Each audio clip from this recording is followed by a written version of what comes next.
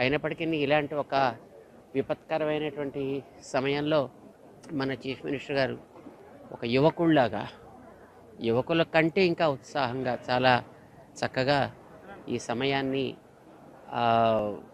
ఏమాత్రం కూడా వ్యర్థం చేయకుండా ఎన్నో రకాలైనటువంటి సేవా కార్యక్రమాలని చేసి ప్రజలకి ఒక ఆపన్న హస్తాన్ని అందించడం చాలా సంతోషంగా ఉంది. వారికి మేము ఆరోగ్యంగా ఉండాలని, ఇంకా ఇలాంటి కార్యక్రమాలు చేయగలిగే శక్తి భగవంతుడి ఇవ్వాలని మంగళాశాసనం చేస్తున్నాం.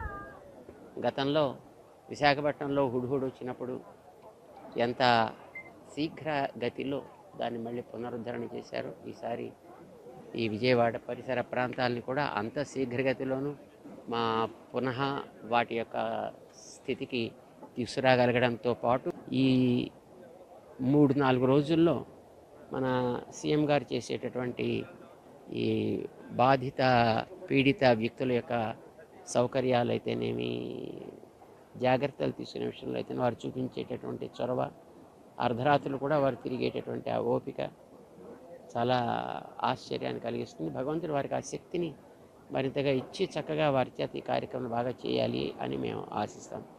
జై శ్రీమన్నారాయణ.